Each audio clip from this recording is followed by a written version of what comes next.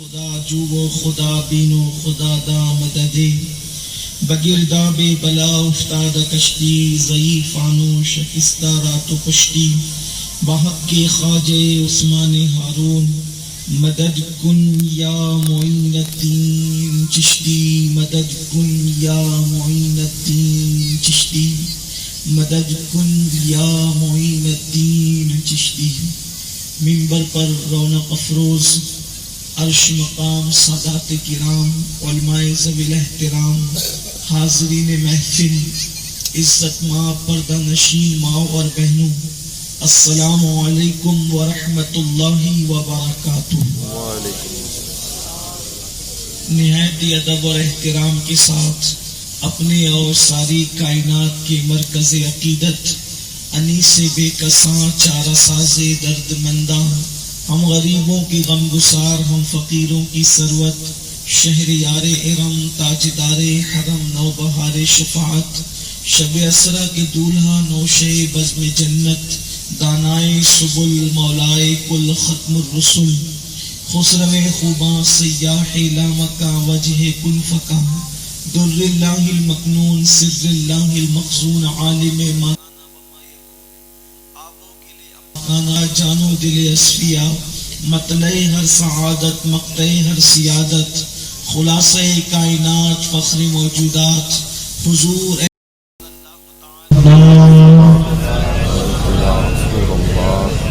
الصلاة والسلام علیک یا نبی اللہ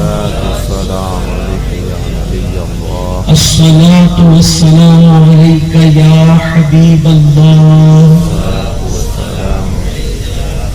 وعلى آلك وأصحابك يا نور الله صلى الله تعالى عليك وسلم.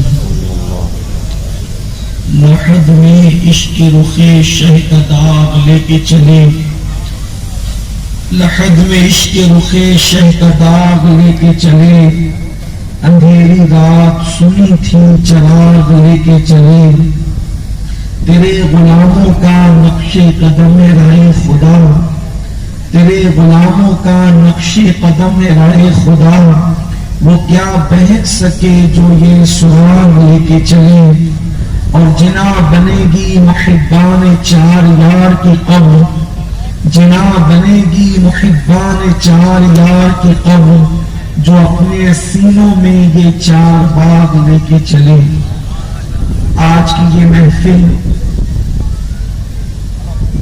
حاجی غلام حسین بھائی ان کے دو بیٹوں کی نکاح کی تقریب کے موقع پر انعقاد پذیر ہے اور یہ دونوں بچے بڑے خوش نصیب ہیں کہ نکاح سے پہلے اتنی بڑی تعداد میں سادات کرام اور علماء ذوی الاحترام ان کو دعا دینے کے لیے یہاں پر حاضر ہے. نکاح سے پہلے آج کی یہ تقریب اللہ عز و جل اور اس کے محبوب صلی اللہ علیہ وآلہ وسلم کے ذکر کی اس لیے سجائی گئی ہے تاکہ ذکر مصطفیٰ صلی اللہ علیہ وآلہ وسلم کی برکتیں دولہا اور دلہنوں کو نصیب ہو جائیں. اسی مناسبت سے میں نے قرآن مقدس کی سورۃ النساء کی پہلی آیہ کریمہ کی تلاوت کی ہے جس کو ہمارے یہاں اہل سنت و جماعت کے اندر ہر خطیب خطبہ نکاح کے اندر تلاوت کرتا ہے. عام طور پر 3 آیتیں خطبہ نکاح میں تلاوت کی جاتی ہے. آپ اس پر توجہ کریں کہ تینوں آیت کا تعلق اللہ کے ڈر سے ہے اللہ کے خوف سے ہے. 3 آیتیں جو پڑھنا مسنون بتایا جاتا ہے وہ یہ ہے یا ایھا الناس اتقوا ربکم الذی خلقکم من نفس واحدہ. دوسری آیت یا ایھا الذین آمنوا اتقوا اللہ حق تقاتہ اور تیسری آیت یا ایھا الذین آمنوا اتقوا اللہ وقولوا قولا سدیدا. یہ 3 آیتیں پڑھی جاتی ہیں اور تینوں کا تعلق اللہ کے ڈر سے ہے. اے لوگوں اپنے رب سے ڈرو، اے ایمان والوں سے ڈرو جیسا کہ ڈرنے کا حق ہے۔ اے ایمان والو اللہ سے ڈرو اور سیدھی سیدھی بات کرو۔ آپ غور فرمائیں کہ خطبہ نکاح جب اللہ کے رسول علیہ السلام پڑھتے تھے یا نکاح کا خطبہ دیتے تھے تو اس وقت حضور علیہ السلام نے ان 3 آیتوں کا انتخاب کیا جس میں تینوں کا تعلق اللہ کے ڈر سے ہے، اللہ کے خوف سے ہے، اللہ کی خشیت سے ہے۔ حالانکہ نکاح کا موقع ہے، شادی بیاہ کا موقع ہے، نکاح کی فضیلت والی آیتیں بھی پڑھی جا سکتی تھی۔ اللہ کے حبیب علیہ الصلوۃ والتسلیم قرآن میں بہت سارے مقامات پر نکاح کی فضیلت میں آیتیں موجود ہے، سورۃ النور میں موجود ہے، سورۃ النساء میں موجود ہے، اور بھی سورتوں کے اندر موجود ہے۔ لیکن اللہ کے رسول صلی اللہ علیہ وآلہ وسلم نے ان آیتوں کا انتخاب کرنے کی بجائے ان آیتوں کا انتخاب کیا جس میں اللہ کے ڈر کا ذکر ہے، اللہ کے خوف کا ذکر ہے، اللہ کی خشیت کا ذکر ہے، اور 3 آیتیں پڑھی میرے آقا علیہ السلام نے، گویا کہ اشارہ دیا جا رہا ہے 3 آیتیں پڑھی جا رہی اللہ کے خوف سے متعلق۔ تو انسان کی زندگی کے بھی 3 دور ہے، ایک نکاح سے پہلے کا دور ہے، ایک نکاح کرتے وقت کا دور ہے، ایک نکاح کے بعد کا دور ہے۔ گویا کہ اشارہ دیا جا رہا ہے نکاح سے پہلے بھی اللہ سے ڈرتے رہنا، نکاح کرتے وقت بھی اللہ سے ڈرتے رہنا، اور نکاح کے بعد بھی اللہ سے ڈرتے رہنا۔ اب اللہ سے ڈرتے رہنے کا مطلب کیا ہے؟ اللہ اکبر۔ پہلی بات تو میں آپ کو یہ بتاؤں، ساری عبادتوں کی بنیاد ہے اللہ کی خشیت، اللہ کا خوف ساری عبادتوں کی جڑ ہے۔ جس کے دل میں اللہ کا خوف پیدا ہو جاتا ہے، جس کے دل میں اللہ کی خشیت پیدا ہو جاتی ہے، اس کی زندگی کبھی اللہ کے فرامین کے خلاف نہیں گزرتی، کبھی اللہ رب العزت کے فرامین کے خلاف نہیں گزرتی، کبھی گناہوں کی چوکھٹ پر نہیں گزرتی، کبھی گناہوں کی دہلیز پر نہیں گزرتی، کبھی برائیوں کی حدوں پر نہیں گزرتی۔ آج میں آپ کو بتاؤں جن کے دلوں کے اندر اللہ کا ڈر تھا، جن کے دلوں میں اللہ کی خشیت تھی، ان کی زندگی کا عالم کیا تھا۔ اللہ اکبر۔ امیر المومنین سیدنا عمر ابن خطاب رضی اللہ تعالیٰ عنہ اللہ کے خوف سے اتنا روتے تھے کہ چہرے پر آنسوؤں کے نشان پڑ گئے تھے، اور اللہ آپ اپنے بستر کے نیچے چابک رکھا کرتے تھے، اور جب آپ بستر پر جاتے تو بستر پر جانے سے پہلے آپ اپنے پیروں پہ چابک مار کر کہتے تھے، عمر بتا آج تم نے اللہ کو راضی کرنے کے کتنے کام کیے اور اللہ کو ناراض کرنے کے کتنے کام کیے۔ جب فاروق اعظم کی شہادت ہوئی اور آپ کو غسل دینے کے لیے تختے پر لٹایا گیا تو آپ کے پیروں پر چابک کے نشان موجود تھے۔ غسل دینے والوں نے آپ کے بیٹوں سے پوچھا امیر المومنین کے پیروں پر آخر چابک کے نشان کیوں ہے؟ تو آپ کے شہزادوں نے روتے ہوئے کہا تھا امیر المومنین کو کون چابک مار سکتا ہے؟ یہ اللہ کے خوف سے اپنے پیروں پر خود چابک مارا کرتے تھے کہ بتا آج تم نے اللہ کو راضی کرنے کے کتنے کام کیے اور اللہ کو ناراض کرنے کے کتنے کام کیے۔ میرے آقا صلی اللہ علیہ وآلہ وسلم کے دیوانوں، داڑھی رکھنے سے کوئی اللہ کا خوف والا نہیں ہوتا، ٹوپی پہننے سے کوئی اللہ کا خوف والا نہیں ہوتا، حاجی اور نمازی کہلا کر کوئی اللہ کا خوف والا نہیں ہوتا۔ اللہ کے خوف کی سب سے بڑی پہچان یہ ہے کہ اللہ نے جن چیزوں سے منع کر دیا ہے ان چیزوں سے رک جانا، یہی اللہ کے ڈر کی علامت ہے، یہی خشیت ربانی کی علامت ہے۔ تقویٰ کپڑوں میں نہیں ہے، تقویٰ ٹوپیوں میں نہیں ہے، تقویٰ لباس میں نہیں ہے۔ میرے آقا نے فرمایا تقویٰ ہاں ہونا، تقویٰ تمہارے دلوں میں ہے، اور دلوں کے تقوی کی پہچان یہ ہے جس سے اللہ تمہیں منع کر دے اس سے تم رک جاؤ، اس سے باز آ جاؤ، اور جو اللہ سے ڈر کے گناہ کو چھوڑ دیتا ہے اللہ نے اس کو 2 جنتوں کی بشارت عطا فرمائی ہے۔ میرا رب فرماتا ہے وَلِمَنْ خَافَ مَقَامَ رَبِّهِ جَنَّتَانِ، جو اللہ سے ڈر کر گناہوں کو چھوڑ دے، اللہ تبارک و تعالیٰ جو اللہ کی بارگاہ میں کھڑے رہنے سے ڈر گیا، جو اللہ کی بارگاہ میں جواب دینے سے ڈر گیا، اللہ اسے 2 جنتیں عطا فرماتا ہے۔ تو آئیے میں آپ کے سامنے ابھی 3 آیتوں کا جائزہ پیش کرتا ہوں۔ قرآن مقدس گویا کہ اشارہ دے رہا ہے شادی سے پہلے بھی ڈرتے رہنا، شادی سے پہلے بھی ڈرتے رہنا. شادی سے پہلے ڈرتے رہنے کا مطلب کیا؟ یعنی زنا کے قریب مت جانا. شادی سے پہلے آوارگی کے قریب مت جانا. شادی سے پہلے بدکاری کے قریب مت جانا. کیوں؟ اس لیے کہ اللہ نے تمہیں اپنی عزت اور عصمت کی حفاظت کا حکم دیا. قرآن کہتے وَلَا تَقْرَبُوا الزِّنَا إِنَّهُ كَانَ فَاحِشَةً وَسَاءَ سَبِيلًا. زنا کے قریب بھی مت جاؤ، بے شک یہ بری راہ ہے، یہ فحش راستہ ہے، بری راہ ہے، اس کے قریب بھی مت جاؤ.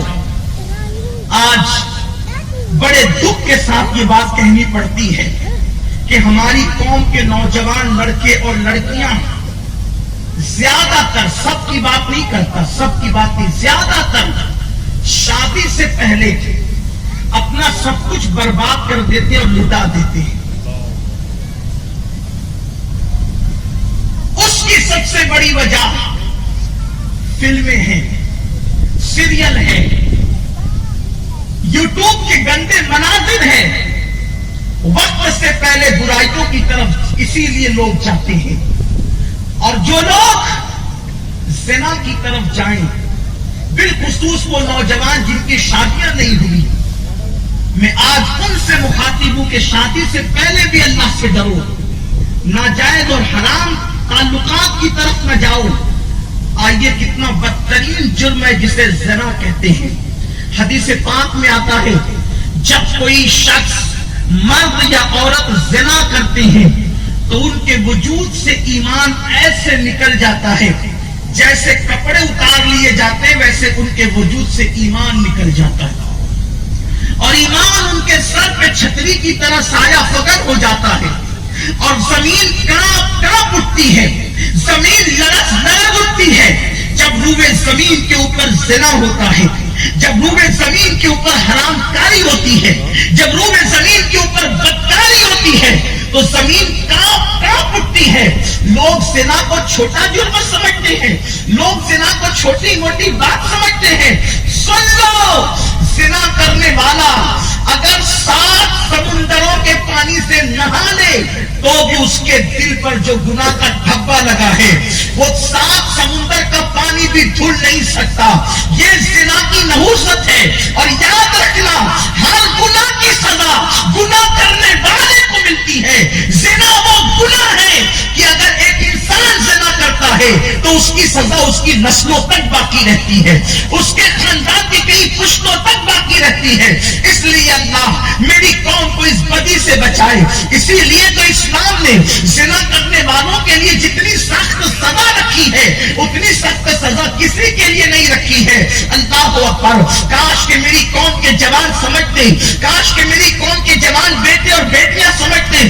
چند لمحوں کی لذت کے لیے اپنی نسلوں کو تباہ نہ کرو، اپنی نسلوں کو برباد نہ کرو، اپنی نسلوں کو اللہ کے عذاب کا شکار نہ کرو. اللہ اکبر. تو زمین لرزتی ہے، زمین کانپ اٹھتی ہے اور زمین اللہ کی بارگاہ میں عرض کرتی ہے، اے اللہ، جس نے میرے وجود کے اوپر زنا کیا تو مجھے اتنا اختیار دے دے کہ میں 2 حصوں میں چر جاؤں اور اس کو اپنے اندر دبوچ لوں. زمین کی کیفیت یہ ہوتی ہے، اگر زمین پر چھوٹے چھوٹے بچے نہ ہوتے، اگر زمین کے اوپر جانور نہ ہوتے، اگر زمین کے اوپر بے زبان جانور نہ ہوتے تو اسی وقت لوگوں پر عذاب آ جاتا.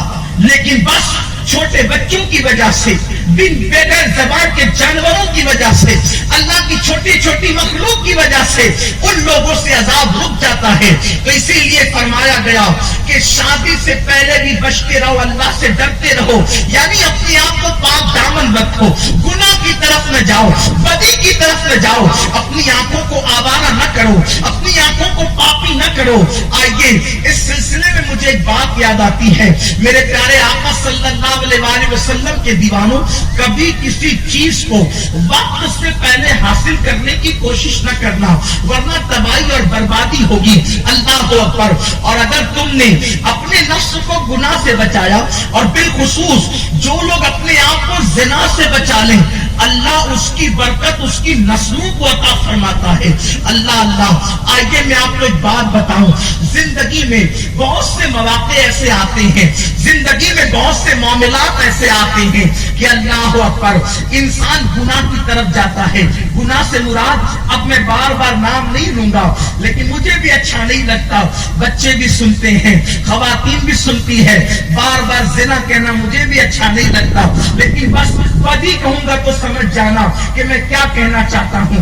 جو بدی کی طرف جاتا ہے, جو بدکاری کی طرف جاتا ہے, اس کی نسلیں تباہ ہو جاتی ہے, اور جو بدی اور بدکاری سے بچتا ہے اس کی نسلوں کو اس کی برکتیں ملتی ہے. آئیے اس سلسلے میں بات بتاؤں. زندگی میں کبھی ایسے موقع جوانوں کے ساتھ آتے ہیں کہ وہ بدی کی طرف جائے, وہ بدکاری کی طرف جائے. یاد رکھنا, اس تصور کے ساتھ رک جانا کہ میرا اللہ مجھے دیکھ رہا ہے, میرا رب مجھے دیکھ رہا ہے. اے میری قوم کے جوانوں, پاک دامن رہو تو تمہاری نسلیں پاک دامن رہے گی. پاک دامن رہو, تمہارے گھر کی عورتیں پاک دامن رہے گی. جو بدی کرتے ہیں ان کی گھر کی عورتوں کے ساتھ بھی بدی کی جا سکتی ہے, مگر وہ لوگ جو توبہ کر لیں. اللہ اکبر. اس سلسلے میں بدی سے بچنے والوں کو انعام کیا ملتا ہے, آئیے ذرا سنیں. ایک مرتبہ کا واقعہ ہے. بغداد کے ایک بادشاہ نے اس کی بیوی سے گفتگو کی, اور گفتگو کے درمیان دونوں میاں بیوی آپس میں بات کر رہے تھے, بادشاہ اور اس کی بیوی. تو ایسے میں بادشاہ نے اپنی بیوی سے کہا کہ میں جنتی ہوں, میں جنتی ہوں. اس کی بیوی نے کہا واہ صاحب, آپ کب سے جنتی ہونے لگے, اور جنتی ہونے کی آپ کے پاس کیا گارنٹی ہے؟ تو بادشاہ کی بیوی کی بات بادشاہ کو بری لگی کہ میرے جنتی ہونے پہ سوالیہ نشان کھڑا کر دیا. تو بادشاہ نے غصے میں آ کر اس کی بیوی کو کہا کہ اگر بادشاہ جنتی نہیں تو بادشاہ کی بیوی کو 3 طلاق. اب طلاق تو دے دی غصے میں آ کر, اس لیے کہ شیطان کو سب سے زیادہ خوشی اس وقت ہوتی ہے جب انسان طلاق کی بات کرتا ہے, اور رحمان کو اس وقت سب سے زیادہ ناراضگی ہوتی ہے جب انسان طلاق کی بات کرتا ہے. اور ایک بات یاد رکھنا, میں تو اپنے جوانوں سے کہتا ہوں, جو مرد ہوتے ہیں وہ کبھی طلاق نہیں دیتے, ہمیشہ طلاق نامرد لوگ دیتے ہیں. اس لیے کہ مردوں کا حوصلہ بڑا عظیم ہوتا ہے. کوئی کہتا ہے کہ بیوی نااہل تھی, ارے وہ نااہل تھی, تو اہل تھا. نااہل کو سنبھال کر لے کر چلنا یہ اہل لوگوں کا کام ہوتا ہے, چھوڑ دینا اس سے بڑی نااہلی کیا ہے. اور یاد رکھنا, بیوی کسی کی بھی ہو, بیوی ہوتی ہے. میری اور آپ کی بیوی کی حیثیت کیا ہے؟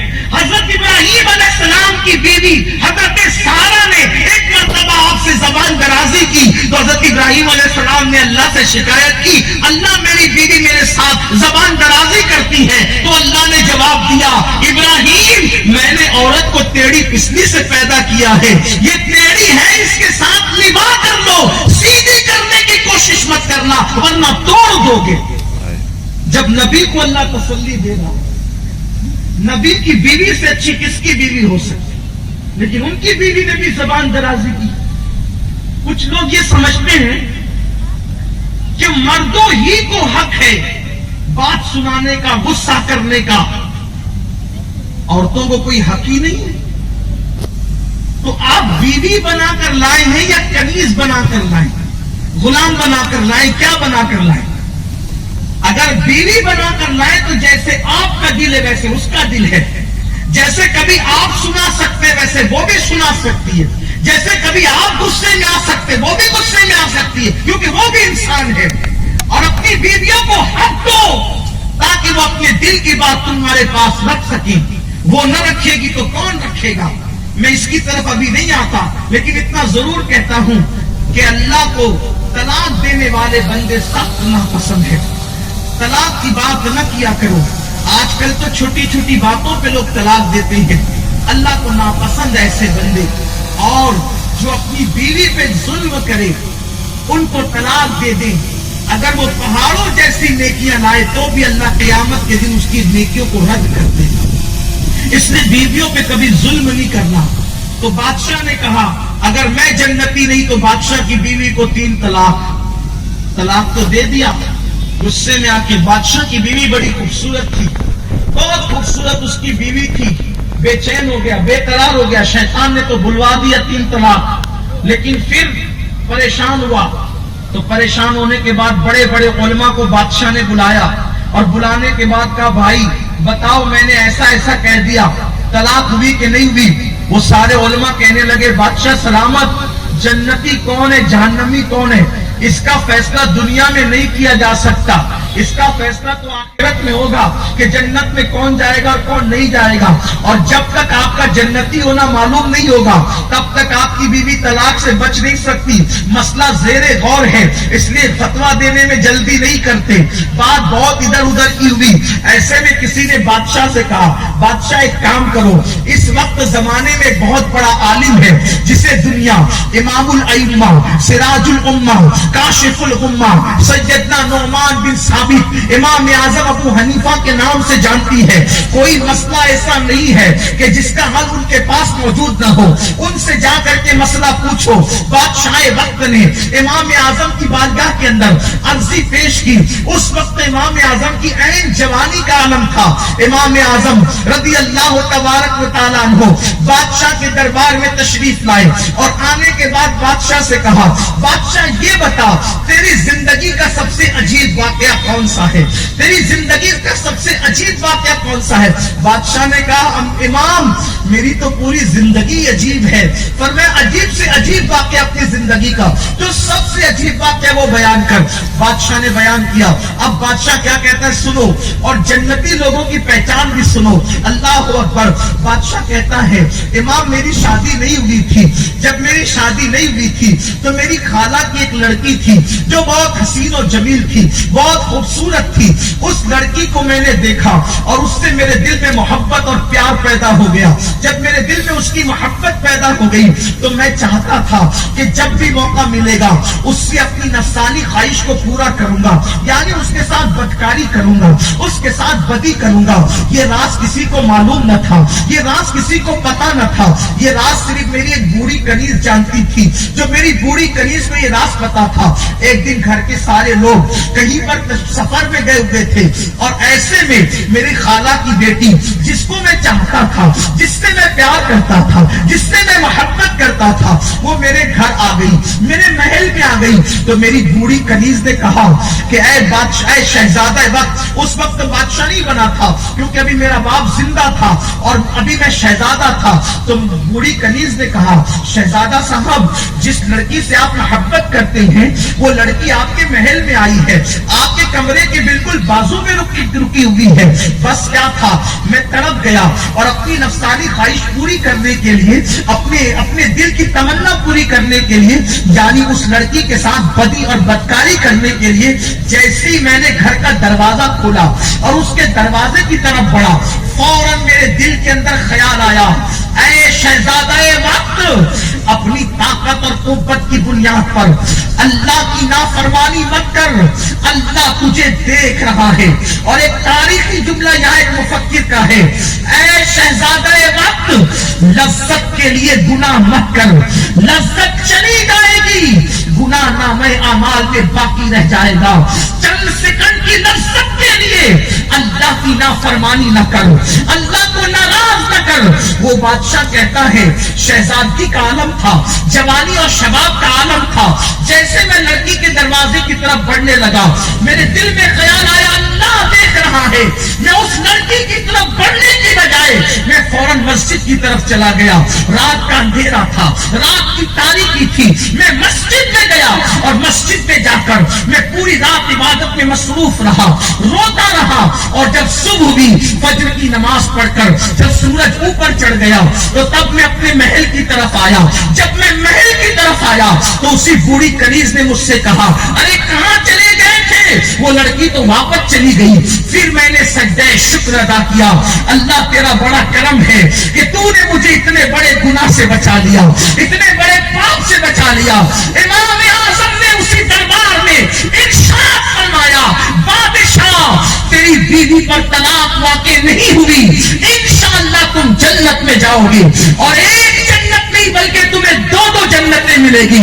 دوسرے علماء موجود تھے, کہنے لگے امام دلیل کے بغیر ہم نہیں مانیں گے, پہلے آپ کو دلیل پڑھنی پڑے گی. امام اعظم نے فرمایا, میرا اللہ قرآن میں فرماتا ہے وَلِمَنْ خَافَ مَقَامَ رَبِّهِ جَنَّتَانِ, جو اللہ کی بارگاہ میں کھڑے ہونے سے ڈر گیا اور گناہ سے بھاگ رہا, اللہ اس کو دو جنتیں عطا فرمائے گا. تو بادشاہ کو ایک جنت کا نہیں بلکہ دو جنت کا مالک ہے. جوانی آتی ہے چلی جانے کے لیے, جوانی آوارگی کے لیے نہیں ہے, جوانی عیاشی کے لیے نہیں ہے, جوانی منمانی کے لیے نہیں ہے, جوانی اپنے طور پر زندگی گزارنے کے لیے نہیں ہے. یاد رکھنا, جوانی کے یہ خوبصورت لمحات ڈھل جائیں گے, جلدی سے ختم ہو جائیں گے.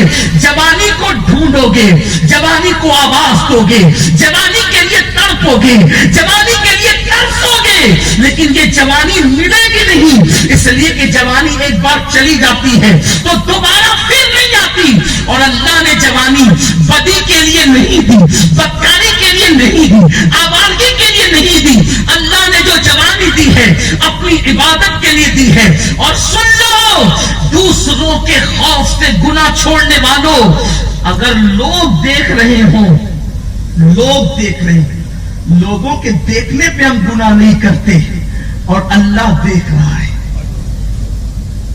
اللہ دیکھ رہا ہے, اور اس کے دیکھنے پہ گناہ کرتے ہیں. تو اللہ کیا کہتا ہے, اے میرے بندے, جتنی عزت تو نے پبلک کو دی اتنی عزت بھی تو نے اپنے اللہ کی نہیں کی.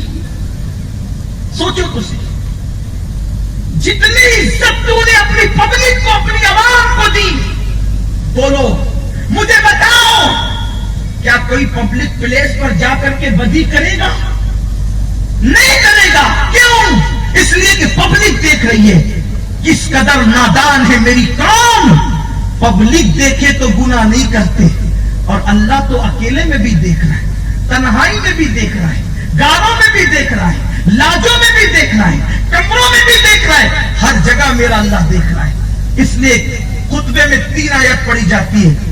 پہلی آیت سے اشارہ ہے, شادی سے پہلے بھی اللہ سے ڈرتے رہنا, یعنی پاک دامن رہنا دیا جائے گا اس کے لیے قیامت کا دن, اس لیے پاک دامن رہو. پھر دوسری چیز, جب شادی کرو تو بھی اللہ سے ڈرو. شادی کرو, شادی کے وقت بھی پہلے تو اللہ سے ڈرو, پاک دامن رہو. شادی کرتے وقت بھی اللہ سے ڈرو. کیوں؟ یعنی شادی کرو تو ایسی کوئی خرافات اور ناجائز کام مت کرو جس سے اللہ ناراض ہو. آج کل شادی لوگ کرتے ہیں, ایک سنت پر عمل کرنے کے لیے نکلتے ہیں, ایک سنت, اور سینکڑوں بدعت اور خرافات میں ڈوب جاتے ہیں. مسلمانوں کی شادی میں ڈھول کا کیا کام, مسلمانوں کی شادی میں ڈی جے کا کیا کام, مسلمانوں کی شادی میں گانوں کا کیا کام, مسلمانوں کی شادی میں نچنیوں کا, ناچنے والوں کا کیا کام, مسلمانوں کی شادی میں خرافات کا کیا کام. آپ سے میں پوچھنا چاہتا ہوں, ایک بات صرف پوچھنا چاہتا ہوں, جتنے بیٹھے ہیں میری ایک بات پر توجہ کرنا. میں اپنے دل کی گہرائیوں سے اپنے دل کا درد تمہارے دل کے دروازے پہ رکھنا چاہتا ہوں. سب سے, میری مائیں اور بہنیں بیٹھی ان سے بھی, اور آپ سب سے پوچھنا چاہتا ہوں, مجھے بتاؤ, اگر تمہارے گھر میں شادی ہے اور شادی کے موقع پر تم نے ایسا کوئی کام کیا جس سے تمہاری ماں کا دل دکھ گیا, تو بولو اب کیا اس شادی کے اندر خوشیاں رہے گی, کیا اس شادی کے اندر برکت رہے گی؟ ذرا مجھے ہاتھ اٹھا کر کے جواب دو, اس لیے کہ آپ آج تھوڑا دور بیٹھے ہو, کیونکہ شادی کا اسٹیج ہے, جلسے کا اسٹیج نہیں ہے, تو آپ کو مجھ سے دور کر دیا گیا, مجھے آپ سے دور کر دیا گیا, اس لیے آپ کی آواز مجھ تک نہیں آ سکتی. لیکن بتاؤ, شادی کے موقع پر کوئی ماں کا دل دکھائے تو اس شادی میں برکت رہ سکتی ہے؟ ہاتھ اٹھا کے جواب دو, برکت رہ سکتی ہے؟ نہیں. کوئی ماں کا دل دکھائے اس شادی کے اندر رحمت اتر سکتی ہے؟ نہیں. کوئی ماں کا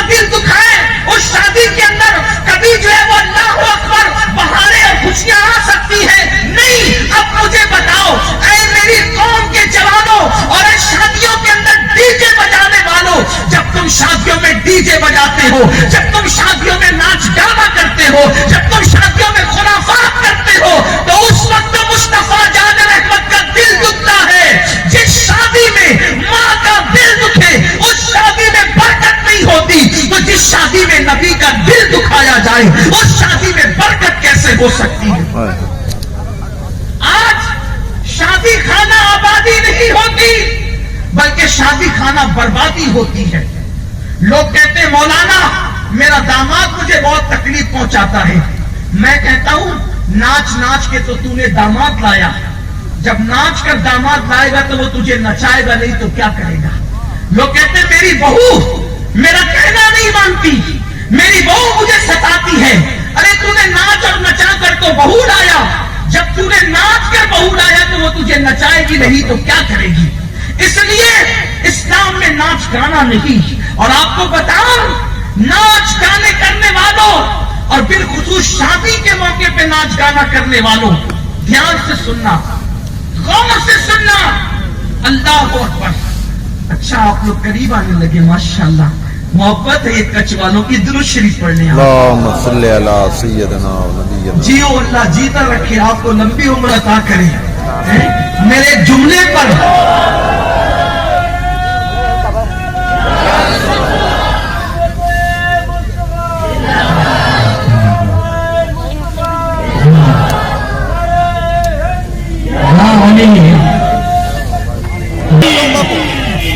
آج دل کی گہرائیوں سے دعا دیتا ہوں کہ ایک زبان پر جائے وہ اس کے لیے نہیں کہا تھا، لیکن یہ آپ کی محبت ہے کہ میرے جملے پہ لوگ کرسیوں کے لیے لڑتے ہیں۔ کیا محبت ہے کچھ والوں کی کرسیاں چھوڑ کر زمین پر آ گئے۔ نعرہ تکبیر، نعرہ رسالت، نعرہ حیدری۔ آج دل کی گہرائیوں سے دعا دیتا ہوں کچھ والوں، تم نے میری ایک زبان پر جو ہے وہ چھوڑ دی۔ اللہ قیامت کا دن جو 50,000 سال کے برابر ہے، اس دن اللہ تمہیں کھڑے رہنے سے بچا لے، اور اللہ بی بی زہرا کی چادریں کا سایہ سب کو نصیب فرمائے۔ اللہ مصطفیٰ جان رحمت کی چادر کا سایہ حالانکہ میرے کہنے کا قطعی مطلب یہ نہ تھا کہ آپ اپنی جگہ سے آ جائیں، لیکن محبت والوں کی محبت کچھ اور ہی ہوا کرتی ہے۔ ایک بار درود شریف پڑھ لے تو گفتگو آگے بڑھے۔ اللہم صلی علی سیدنا و مولانا محمد معدن الجود والکرم والہ الکرام وابنہ الکریم و امتہ الکریمہ یا اکرم الاکرمین وبارک وسلم صلاۃ و سلام علیک یا رسول اللہ۔ تو آج یہ میں رہا تھا۔ اب دیکھو اگر شادی کے موقع پر تم نے ناچ رکھا، گانا رکھا، کوئی خرافات رکھے، تو اب جتنے لوگ اس گانے کو سنیں گے، جتنے لوگ اس ناچ میں شریک رہیں گے، سب کو تو گناہ ملے گا، لیکن سب کے برابر اس کو گناہ ملے گا جس کے گھر کی شادی کے اندر ناچ ہو رہا تھا۔ اب آپ مجھے بتاؤ، ایک انسان کے ایک گناہ کی سزا، ایک انسان کے ایک گناہ کی سزا اگر اللہ سارے انسانوں پہ ڈال دے تو سارے انسان مل کر بھی ایک انسان کے گناہ کی سزا کو برداشت نہیں کر سکتے۔ پوری قوم کے گناہوں کا وبال جس شادی گھر کے ذمہ دار پر ہوگا، بتاؤ وہ کیسے برداشت کرے گا؟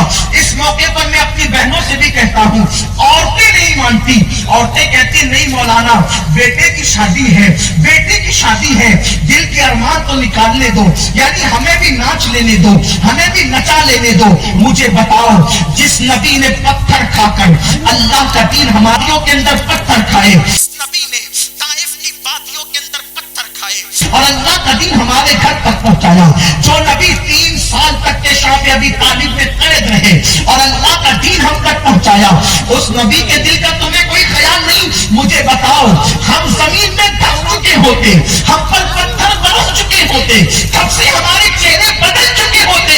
یہ مصطفیٰ جان رحمت کی رحمت ہے کہ ان کے وجود ناز کے صدقے ہم گناہ کر رہے ہیں اور ہم پر عذاب نہیں آتا، ہم محفوظ ہیں مصطفیٰ جان رحمت کے صدقے میں۔ ان کے دل کا تو خیال کرو، سب کے دل کا خیال کرنے والوں اپنے نبی کے دل کا خیال کرو۔ شادی اور بھی طرح سے کی جا سکتی ہے، میلاد کرو، خوشیوں کا اظہار کرو، غریبوں کو کھانا کھلاؤ، حرام کام کرنا کوئی ضروری ہے؟ اور سن لو جہاں حرام ہے وہاں برکت نہیں ہے۔ دیکھو 2 چیزیں دل میں یاد رکھنا، حرام میں برکت نہیں ہے اور حرام سے برکت نہیں ہے۔ توجہ آپ کی، سمجھو آسانی سے، حرام میں برکت نہیں، حرام سے برکت نہیں. کتے حرام ہے، سور حرام ہے. بولو کیا کسی کے دروازے پہ بندے ہوئے ملتے بولو نہیں ملتے. کیوں؟ ایک تو حرام ہے، اس میں برکت نہیں، یعنی اتنی تعداد میں ہے ہی نہیں کہ وہ ہر دروازے پہ بندے رہیں. اور اگر کوئی باندھ بھی لے تو اس کے باندھنے کی وجہ سے برکت نہیں ہوگی. نہ اس میں برکت ہے نہ اس سے برکت ہے. لیکن بکری آپ کو اکثر دروازوں پہ بندی ہوئی ملے گی. کیوں؟ اس لیے کہ حلال ہے. بکری میں بھی برکت ہے اور بکری سے بھی برکت ہے. اکثر غریب لوگ بکریاں بیچ کر کے بچوں کی شادی کر لیتے. بولو اس میں برکت ہے کہ نہیں؟ اس میں بھی برکت، اس سے بھی برکت. دروازے میں باندھنے میں کوئی پرابلم نہیں ہے، اس کی برکت ہے. بلکہ آقا فرماتے ہیں بکری بڑی بولی والی جانور ہے، جنتی جانور کا نام بکری ہے. حضور علیہ السلام بکری کے وجود پر ہاتھ پھیرا کرتے تھے. حالانکہ یہ حدیث ضعیف ہے لیکن بہرحال حدیث ہے اور فضائل اعمال میں ضعیف حدیث مقبول ہے. اور آقا علیہ السلام نے فرمایا قیامت کے قریب سب سے بہترین مال بکری ہوگی اور لوگ بکری پالیں گے اور اپنا ایمان بچانے کے لیے لوگ اپنی بکری کو لے کر پہاڑوں پر چلے جائیں گے تو ان کا ایمان محفوظ ہو جائے گا. یعنی ایمان بچانے کے لیے بکری اور پہاڑ اور جنگل کا ذکر کیا گیا. بولو بکری کتنی بابرکت شے ہے، کتنی بابرکت چیز ہے کہ حضور علیہ السلام نے ذکر کیا. یعنی بکری چلاتا رہے گا، جنگل میں پڑا رہے گا اور بکری کے دودھ پر گزارا کرتا رہے گا. تو حلال میں بھی برکت ہے اور حلال سے بھی برکت ہے. اسی لیے کبھی آپ نے اخبار میں نہیں دیکھا ہوگا، کبھی نیوز چینل پہ نہیں سنا ہوگا کہ اس سال مسلمان کو قربانی نہیں کریں گے کیونکہ بکریوں کا شارٹیج چل رہا ہے، اس لیے کبھی قربانی نہیں ہوگی. بولو کسی سال کبھی یہ خبر آئی، کبھی یہ سنا؟ حلال میں اتنی برکت ہے کہ کروڑوں کی تعداد میں کٹتی ہے پھر بھی کم نہیں ہوتی. اس میں بھی برکت ہے، اس سے بھی برکت ہے. اور آسان زبان میں سمجھ لو، حرام میں برکت نہیں، حرام سے برکت نہیں. اللہ اکبر. اسی لیے آپ دیکھیں آپ اپنی محفلوں میں، آپ اپنے جلسوں میں سیدوں کو بلاتے ہیں، حسن اور حسین کی اولاد کو بلاتے ہیں. کبھی یزید کی اولاد تمہارے جلسوں میں تم نہیں بلاتے، اس لیے کہ سیدوں کو بلاؤ گے تو ان کے وجود سے برکت ہوگی. یزید کی اولاد کو بلا دیں گے تو جو نہیں صحیح برکت وہ بھی چلی جائے گی. لیکن بات یہ ہے حسن حسین کی اولاد میں اتنی برکت ہے کہ یمن والوں کو ڈھونڈنا نہ پڑے، شام والوں کو ڈھونڈنا نہ پڑے، ہند والوں کو ڈھونڈنا نہ پڑے، سندھ والوں کو ڈھونڈنا نہ پڑے. جہاں مسلمانوں کی بستی ہے وہاں حسین کی اولاد تمہیں بغیر ڈھونڈے مل جائے گی. یزید کی اولاد تمہیں نہیں ملے گی. کیوں؟ اس لیے کہ نہ اس میں برکت نہ اس سے برکت. سیدوں کو بلاتے اس لیے کہ ان سے برکت ہے اور ہے اتنے کہ ہر جلسے میں پہنچ. یہی اتنے سارے ہیں، ادھر نیچے بیٹھے ہوئے، ادھر اوپر بیٹھے ہوئے، بہت سارے، پھر بھی گھروں کے اندر کچھ آرام کر رہے ہیں. یعنی کم نہیں ہے. جلسوں کو پڑھنے کے بعد بھی کچھ بچے ہوئے ہیں. اتنے ہیں، اتنی کثرت سے ہیں، لیکن یزید کی اولاد ہے ہی نہیں. اس لیے کہ قدرت جس پہ بینڈ لگا دی پھر اس کو کوئی آگے چلا نہیں سکتا. تو حرام میں برکت نہیں اور حرام سے برکت نہیں. اتنی بات سمجھ میں آ گئی؟ تو بتاؤ کہ گانا حرام ہے کہ نہیں؟ ڈھول حرام ہے کہ نہیں؟ ڈی جے حرام ہے کہ نہیں؟ اور اس سے دل دکھتا ہے مصطفیٰ جان رحمت کا.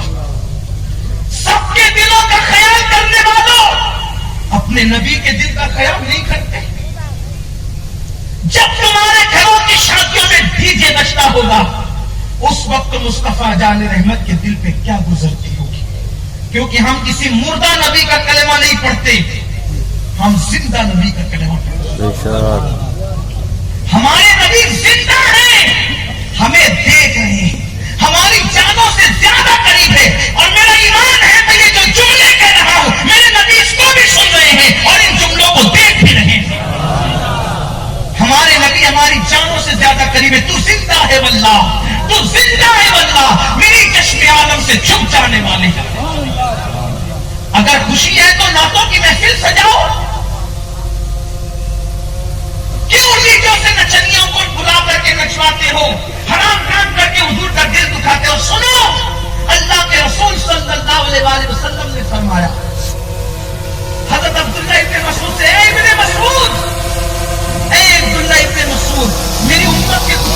होंगे, मेरी उम्मत के कुछ लोग होंगे, जब उनको कब्र में रखा जाएगा तो उनके चेहरे अच्छे भले होंगे, और जब वो कब्रों से उठाए जाएंगे तो या तो उनके चेहरे सूअर की तरह होंगे या तो बंदर की तरह।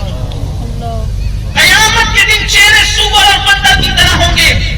अब्दुल्लाह इब्न मसऊद ने पूछा, या रसूल अल्लाह, क्या वो मुसलमान नहीं होंगे जिनके चेहरे सूअर और बंदर की तरह होंगे? क्या वो अल्लाह को रब नहीं मानते होंगे? क्या वो कुरान को अल्लाह की किताब नहीं मानते होंगे? क्या वो आपको अल्लाह का रसूल नहीं मानते होंगे?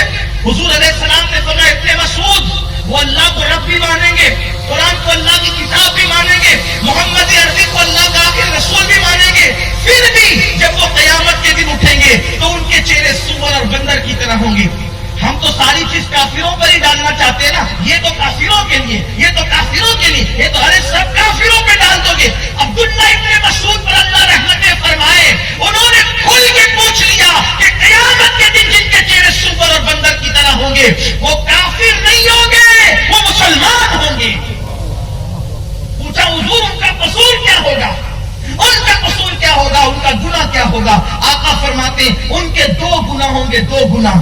एक तो वो शराब का नाम बदल बदल कर पिएंगे, एक तो वो शराब का नाम बदल बदल कर पिएंगे, दूसरे वो गाने और म्यूजिक कसरत के साथ सुनेंगे, इसलिए अल्लाह क़यामत में उनके चेहरे सूअर और बंदर की तरह कर देगा। आज हमारी कौम को आखिरत का ख्याल नहीं। देखो, अल्लाह ने दौलत दिया है, पैसा दिया है, जो चाहो करो, लेकिन एक दिन अल्लाह की अदालत है। जो अल्लाह देना जानता है वो अल्लाह छीनना भी जानता है। जब अल्लाह की दी हुई दौलत पर तुम आवारगी करोगे, अय्याशी करोगे, हराम काम करोगे, तो मेरा अल्लाह छीन भी सकता है। वो बहुत गैरत वाला है, बहुत गैरत। आज मुगलों की औलाद कहाँ है? मुगल बादशाहों की औलाद का है, तुम्हें पता है? कहाँ है मुगलों की औलाद? कोई ठेला ढकेल रहा है, कोई चाय बेच रहा है, ये मुगलों की औलाद का हाल है। जिन मुगलों ने सदियों तक हिंदुस्तान पे हुकूमत की, आज उनकी औलाद कटोरा लेकर भीख क्यों मांग रही है? क्योंकि अल्लाह ने जब उनको नवाजा था तो उन्होंने अल्लाह की फरमाबरदारी करने की बजाय अक्सर मुगल बादशाहों ने अल्लाह की नाफरमानी की थी। एक एक मुगल के महल के अंदर कई कई औरतें रखी जाती थी, उनके साथ मुजरे होते थे, उनके साथ बदकारियां होती थी। इसलिए याद रखना, अल्लाह ने इज्जत दी, उसका कभी गलत इस्तेमाल नहीं करना। अल्लाह ने डिग्री दी, उसका कभी गलत इस्तेमाल नहीं करना। अल्लाह ने जवानी दी, उसका कभी गलत इस्तेमाल नहीं करना। अल्लाह ने उम्र दी, उसका कभी गलत इस्तेमाल नहीं करना। अल्लाह ने दौलत दी, उसका कभी गलत इस्तेमाल नहीं करना। दिया किसने? अल्लाह ने दिया है। और अल्लाह की दौलत लेकर, अल्लाह की दी हुई उम्र लेकर, अल्लाह की दी हुई जवानी लेकर, अल्लाह की दी हुई कुव्वत लेकर उसी की नाफरमानी कर रहे हो, उसी को नाराज कर रहे हो, उसी के फरामीन को पीठ के पीछे डाले हुए हो। आपको नहीं पता कहां है फिरौन, फिरौन जैसा दौलतमंद जो इतना बड़ा बादशाह था, जिसने सदियों तक हुकूमत की। आज एक म्यूजियम के अंदर उसकी लाश नंगी पड़ी हुई है, ना उसको कब्र नसीब है, ना उसको कफन नसीब है। फिरौन की लाश पुकार पुकार कर हमें दावत इबरत दे रही है। ऐ दौलत की बुनियाद पे अल्लाह की नाफरमानी करने वालों, ऐ दौलत की बुनियाद पर अय्याशियों के अड्डे तामीर करने वालों, जरा मेरा अंजाम भी देख लो, जरा मेरे अंजाम पर भी नजर करो कि अल्लाह अकबर, मैंने अल्लाह की नाफरमानी की तो हो क्या गया। इसलिए मैं अपने जवानों से कहता हूं, जब खुद की शादी करना तब भी, अपनी औलाद की शादी करना तब भी, अपने बूढ़ों से कहता हूं अपने पोते अपने नवासियों की शादी करो तो तब भी इतना ख्याल करना कि उस शादी में मेरे नबी का दिल न दुखे, उस शादी में मेरे रसूल का दिल न दुखे।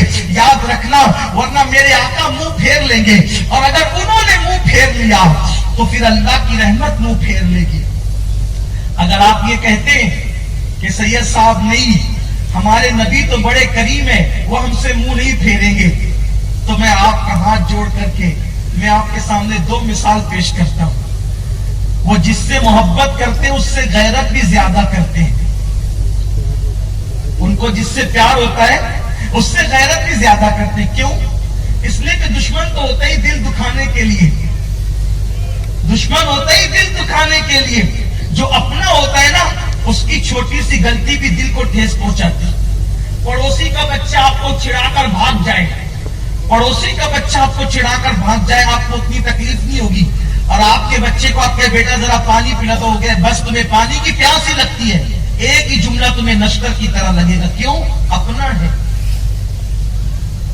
आओ, जिगर मुरादाबादी ने कहा था, नाजुक है बड़ी गैरत सुल्तान मदीना, नाजुक है बहुत गैरत सुल्तान मदीना। हुजूर की गैरत बहुत नाजुक है। आप ये कहते हैं ना हुजूर के उम्मती, हुजूर के आशिक है, हुजूर हमसे मुंह नहीं फेरेंगे। आइए दो बातें कहना चाहता हूं, दिल थाम के सुन ले, कुछ याद रहे न रहे ये जरूर याद कर लेना। पहली चीज, अगर हुजूर ने मुंह फेर लिया कहीं की नहीं रहोगे, और हुजूर जल्दी से मुंह फेर लेते हैं अपनों से, छोटी छोटी गलती भी हुजूर को बहुत तकलीफ पहुंचाती। रिवायतों में आता है एक सहाबी सोने की अंगूठी पहन कर आए। अब सहाबी का मतलब क्या, इसको मैं वाजे करूं तो पूरी तकरीर इसी पे हो, लेकिन एक छोटी बात कहता हूं आसानी से समझ में आने वाली। अल्लाह की जमीन पर नबियों के बाद सबसे बड़ा मर्तबा अगर किसी इंसानों में किसी का है तो वो सहाबा का है। जिसको सहाबी कह दिया मतलब अब नबियों के बाद सबसे बड़ा मर्तबा इन्हीं का है, ये है सहाबी। अब समझ सकते हम सहाबा की जूतियों से लगी हुई धूल के बराबर भी नहीं हो सकते, और सहाबा ने जो इश्क किया उस इश्क की एक कतरे की के हजारों हिस्से तक हम नहीं पहुंच सकते। क्यों? आज हम नबी के लिए गुनाह नहीं छोड़ सकते। सहाबा ने अपने बाप को छोड़ा नबी के लिए, अपनी मां को छोड़ा, मक्के जैसे वतन को छोड़ा। हम तो कुछ भी छोड़ने को तैयार नहीं और आशिक रसूल है। लोगों से कह दो यार दाढ़ी मुड़ाना छोड़ दो, कहा नहीं मौलाना जान दे सकते हैं, दाढ़ी मुड़ाना नहीं छोड़ सकते। अरे गाना सुनना छोड़ दे, कहा नहीं हजरत टाइम पास के लिए तो थोड़ा करना पड़ता है। क्या किया नबी के लिए? किस मुंह से उनसे शफाअत की भीख मांगो, किस मुंह से उनके आस्थाने पर जाओगे, किस मुंह से उनसे जन्नत का सवाल करोगे? सहाबा ने सब छोड़ा हुजूर के लिए। एक सहाबी सोने की अंगूठी पहन के आए हैं और सलाम आका ने मुंह फेर लिया। नाजुक है बहुत गैरत सुल्तान मदीना, हुजूर ने मुंह फेर लिया। दूसरी तरफ से गए, शायद पहचाना नहीं, अस्सलाम वालेकुम, फिर मुंह फेर लिया। अब वो तड़प गए, बेचैन हो गए, इसलिए कि उनको पता था अगर अल्लाह को राजी करना है तो एक ही वास्ता है, उसके महबूब को राजी रखो तो अल्लाह राजी रहेगा, महबूब नाराज तो अल्लाह नाराज। आप नाक नमाजी बन जाए, रोजेदार बन जाए, हर साल हज करे, हर साल उम्रा करे, बड़ी जिम्मेदारी से एक जुमला कह रहा हूं, अगर रसूलुल्लाह राजी है तो अल्लाह राजी है। वरना आपके पास हज है, उम्रा है, ज़कात है, सदका है, खैरात है, मस्जिदें बना रहे हो, मदरसे बना रहे हो, कुछ भी कर लो, अगर हुजूर राजी नहीं है तो अल्लाह तुमसे राजी है। खुदा की रजा चाहते हैं तो आलम, खुदा चाहता है रज़ाए मोहम्मद। सोने की अंगूठी सहाबी के हाथ में देखी, मुंह फेर लिया। नाजुक है बहुत गैरत सुल्तान मदीना। उन्होंने तड़प गए, बेचैन हो गए, अर्ज की आका, बंदा परवर आका, गरीब परवर आका, दाता ये तो बताएं नाराज क्यों हो गए? जुमला आका ने फरमाया, तेरे बदन से मैं जहन्नमियों की बू सूंघ रहा हूं, क्योंकि तूने जहन्नमियों का जेवर पहन लिया है। मर्दों पे सोना हराम है, तूने सोना कैसे पहना? इसीलिए हुजूर ने मुंह फेर लिया। फौरन वो सहाबी थे, मेरे और आपकी तरह ज़बानी दावेदार नहीं थे, सच्चे आशिक रसूल थे। जैसे ही सुना कि हुजूर सोना पहनने से नाराज हो गए, सोने की अंगूठी उतारी और उतार कर फेंक दिया। जेब में नहीं रखा, उतार के फेंक दिया। जिससे महबूब नाराज है, उतार के फेंक दिया। हुजूर तशरीफ ले गए, वो सहाबी वही थे। किसी ने मशवरा दिया, अरे मर्दों पे सोना हराम है, औरतों के लिए तो हलाल है, उठा लो, बेच दो, बीवी के लिए जेवर खरीद के बीवी को पहना दो। वो सहाबी कहते अल्लाह की इज्जत की कसम, ایک بار نبی کے نام پہ جس کو اتار کے پھینک دیا ہے دوبارہ پھر اس کو اٹھا نہیں سکتا. اب یہ تو صحابی تھے. اب گفتگو اپنی سمیٹتے ہوئے اس عنوان کے حوالے سے خاص توجہ. یہ تو صحابی تھے, صحابی. آؤ ان سے بڑی ہستی, ان سے بڑی ہستی. آپ کہیں گے اب ان سے بڑی ہستی کون ہے؟ اس لیے کہ ان سے بڑی ہستی جسے صحابی ہونے کا بھی شرف حاصل ہے اور جسے اہل بیت ہونے کا بھی شرف حاصل ہے. اور وہ کون سی بڑی ہستی جس کے پاس یہ 2 ڈگریاں ہیں؟ وہ کون سی بڑی ہستی جس کے پاس یہ 2 ڈگریاں ہیں؟ اور وہ کون ہے؟ وہ ہے کہ پوری کائنات میں حضور علیہ السلام سب سے زیادہ اگر کسی سے پیار کرتے تو اس ذات سے کرتے. سب سے چہیتی ذات کائنات میں حضور کے لیے کوئی ہے, اسی کا نام ہے سیدہ, طیبہ, طاہرہ, عابدہ, زاہدہ, راکعہ, ساجدہ, نقیہ, تقیہ, زکیہ, رقیہ, عالمہ غیر معلمہ, ام ابیہا, مخدومہ کائنات, ملکہ فردوس بری, سیدہ فاطمہ الزہرا رضی اللہ تعالیٰ عنہا. حضور سب سے زیادہ ان سے پیار کرتے ہیں. اتنا پیار کرتے ہیں کہ سفر میں جاتے ہیں تو سب سے آخر میں سیدہ فاطمہ سے ملتے ہیں, اور سفر سے آتے ہیں تو سب سے پہلے سیدہ فاطمہ سے ملتے ہیں. پتا چلا رسول اللہ کا سفر فاطمہ الزہرا کے گھر سے شروع ہوتا ہے اور رسول اللہ کا سفر فاطمہ الزہرا کے گھر پہ ختم ہوتا ہے. سب سے آخر میں جاتے ٹائم ان سے ملے, سب سے پہلے آتے ٹائم ان سے ملے. اور پیار کتنا ہے؟ رسول اللہ کے گھر اور ان کے گھر کے درمیان ایک دیوار تھی, ایک دیوار. میں یہ تمہید اس لیے باندھ رہا ہوں کہ کوئی میری بات کا غلط مفہوم نہ لے, اس لیے میں پہلے تمہید باندھ رہا ہوں. جو بات کہنا چاہتا ہوں آگے وہ بات بڑی اہم ہے, اس لیے پہلے میری تمہید سنے آپ. محبت کتنی ہے حضور کو؟ ایک دیوار کا فاصلہ, ایک دیوار کا فاصلہ. اور سیدہ کی یاد آتی ہے. اگر حضور جا نہیں سکتے کسی مصروفیت کی وجہ سے تو دیوار میں کھڑکی بنا رکھی تھی, اس سے پردہ ہٹا کر کہتے فاطمہ ذرا اپنا چہرہ تو دکھا دیں. ساری کائنات جس رسول کو دیکھنے کے لیے بےتاب ہے, رسول اس سیدہ کو دیکھتے ہیں, بار بار دیکھتے ہیں اور فرماتے فاطمہ تو ام ابیہا ہے, تو اپنے باپ کی ماں ہے. اور کہتے فاطمہ تجھ پر میرے ماں باپ قربان ہے.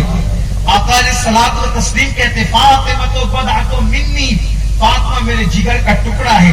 اس کے راضی ہونے سے اللہ راضی ہوتا ہے, اس کے ناراض ہونے سے اللہ ناراض ہوتا ہے. اتنی بات آپ نے سن لی. اس عورت جیسی, اس خاتون جیسی, اس مقدس خاتون جیسی کوئی عورت دنیا میں نہیں ہے جس کے بابا سید الانبیاء, جس کے بیٹے حسنین کریم ہیں, جس کے شوہر تاجدار ولایت, خاتم الولایت, فاتح خیبر, مولا مشکل کشا سیدنا علی کرم اللہ تعالی وجہہ الکریم, جس کی بہنیں زینب بنت محمد, جس کی بہن رقیہ بنت محمد, جس کی بہن ام کلثوم بنت محمد, جن کی امی خدیجۃ الکبریٰ, جس کو اللہ عرش سے سلام نازل فرماتا ہے. یہ ہے سیدہ فاطمہ الزہرا. آپ یہ سوچتے ہیں نا کہ میں کچھ بھی کروں گا حضور مجھ سے چہرہ نہیں پھیریں گے. اب آؤ ایمان والے دل پہ ہاتھ رکھو. صرف یہ تعلیم امت کے لیے بتایا جاتا ہے اور تعلیم امت کے لیے ہے, ورنہ سیدہ کا مرتبہ بہت بڑا ہے. میرے نبی سیدہ فاطمہ سے کبھی ناراض نہیں ہوئے, میرے آقا سیدہ فاطمہ سے کبھی ناراض نہیں ہوئے, لیکن تعلیم امت کے لیے اللہ اکبر. آؤ آؤ اپنے گھروں کے اندر ناچ گانے کرنے والوں, داڑیاں مڈا کر گٹروں میں پھینکنے والوں, نماز کے وقت میں اپنے گھروں پر گیم موبائل میں کھیلنے والوں, موبائل پر گندے مناظر دیکھ کر رسول اللہ کا دل دکھانے والوں, حرام کاروبار کر کے نبی کے دل کو تکلیف پہنچانے والوں, کیا سمجھتے ہو کہ جنت اپنے باپ کی ہے, یوں ہی مل جائے گی؟ آؤ آؤ, جس کے بابا کی جنت تھی، ان کے ساتھ کتنی غیرت کی گئی ہے، نازک ہے بہت غیرت سلطان مدینہ۔ ایک مرتبہ میرے آقا سیدہ فاطمہ سے ملنے کے لیے ان کے گھر تشریف لائے۔ اب ذرا دل کے کانوں سے سب میری ماں بہنیں بھی آپ بھی سنیں، سیدہ فاطمہ سے ملنے کے لیے میرے آقا ان کے گھر آئے۔ آقا دروازے پہ کھڑے تھے، کیا منظر دیکھا کہ سیدہ فاطمہ کی دیواروں پر پردے لٹکے ہوئے، سیدہ فاطمہ کی دیواروں پر پردے لٹکے ہوئے ہیں۔ اب وہ پردے لٹکے ہیں، آقا کریم نے جیسی پردے دیکھا تو فرمایا ہم کھڑکی دروازوں پر تو پردے ڈالتے ہیں، یہ دیواروں کو کپڑے پہنانا کب سے شروع کر دیا؟ حضور نے چہرہ پھیر لیا، حضور نے چہرہ پھیر لیا، اندر نہیں گئے۔ جس سے سب سے زیادہ پیار کرتے ہوں اگر ان کے گھر کی دیوار پہ پردے دیکھیں تو چہرہ پھیر لیں، ناراض ہو کر نہیں، صرف تعلیم امت کی کہ جب سب سے زیادہ محبوب بیٹی کے ساتھ اگر ان کی شان کے خلاف کوئی کام دیکھ رہا ہوں تو چہرہ میں نے پھیر لیا تو تم کون؟ حضور نے چہرہ پھیر لیا اور چہرہ پھیر کے حضور واپس چلے گئے۔ میں یہاں آ کر کے بہت بے چین ہوں، پریشان ہوں کہ جس کے لیے کہے کہ تجھ پہ میرے بابا قربان، اگر وہ صرف دیوار پہ پردہ لٹکا دے، دیوار پہ دروازوں پہ پردہ لگ سکتا ہے، کھڑکیوں پہ لگ سکتا ہے، دیواروں پہ نہیں لگ سکتا، یہ فضول خرچی ہے۔ لٹک گیا پردہ، لٹکا دیا پردہ دیوار پر، حضور نے چہرہ پھیرا، منہ پھیرا، واپس چلے گئے۔ سیدہ کو خبر ہوئی کہ دیواروں کے پردے دیکھ کے بابا واپس چلے گئے، اسی وقت سیدہ نے پردے نوچ دیے، ہوا کے پھینک دیے، جس کی وجہ سے میرے بابا چلے جائے واپس، وہ میرے دیواروں پر کیسے لٹک سکتے ہیں؟ اب یہاں پر پہنچ کر مجھے اپنا خیال آتا ہے کہ کہاں وہ ذات جو سب سے پیاری ہو، اس کی دیواروں پر مزاج کے خلاف پردے دیکھیں تو حضور چہرہ پھیر کے واپس چلے جائیں۔ اگر ہماری قبر میں حضور آئیں، ہماری قبر میں حضور آئیں، اور کب آئیں؟ جب سب سے زیادہ ضرورت حضور کی ہو۔ بولو، مرنے کے بعد باپ کام نہیں آتا، مرنے کے بعد بھائی کام نہیں آتے، مرنے کے بعد ماں کام نہیں آتی، مرنے کے بعد دوست و احباب کام نہیں آتے، سب منہ پر منو مٹی ڈال کر واپس چلے جاتے ہیں۔ قبر کا اندھیرا ہے، 2 گز زمین ہے، نہ بستر ہے، نہ تکیہ ہے، نہ کوئی غمخوار ہے، نہ کوئی غمگسار ہے۔ اس وقت انسان سوچتا ہے باپ کہاں، ماں کہاں، دوست کہاں، بھائی کہاں، بیٹے کہاں، مال کہاں، کاروبار کا کچھ نہیں۔ ایسے میں صدا آتی ہے، میرے امتی گھبرا مت، گویا کہ ندا آتی، میرے امتی گھبرا مت، اگر تجھے سب نے چھوڑ دیا تو چھوڑ کر چلے جانے دے۔ جب سارے رشتے منہ پھیر کے چلے گئے، اب آمینہ کا لال آتا ہے تجھے دھمکیاں دینے کے لیے۔ اب حضور قبر میں آئے، حضور قبر میں آئے، اور آنے کے بعد چہرے پہ داڑھی نہ دیکھے اور منہ پھیر کے واپس چلے جائے۔ حضور قبر میں آئے اور یہ کہے کہ او گستاخ اور غدار، مجھ سے عشق کا دعویٰ کرتا تھا اور تو نے مسجدوں کو ویران کر دیا تھا۔ حضور علیہ السلام قبر میں آئے اور اللہ نہ کرے یہ کہہ کے منہ پھیر لے کہ تو بیٹے اور بیٹیوں کی شادی کر کے ڈی جے بجواتا تھا، نچنیوں کو نچوا کر میرا دل دکھاتا تھا۔ اگر حضور قبر سے منہ پھیر کر واپس چلے جائے، نازک ہے بہت غیرت سلطان مدینہ۔ جب بیٹی کے ساتھ اتنی غیرت کرتے ہیں تو ہم تو غلام ہیں، اور غلام تو ہم اپنے آپ کو کہہ رہے ہیں پتہ نہیں غلامی میں ہمیں قبول بھی کیا جائے گا کہ نہیں قبول کیا جائے گا۔ اس لیے کہ کوئی لاکھ کہہ دے کہ میں سہاگن ہوں، میں سہاگن ہوں، جب تک بھی قبول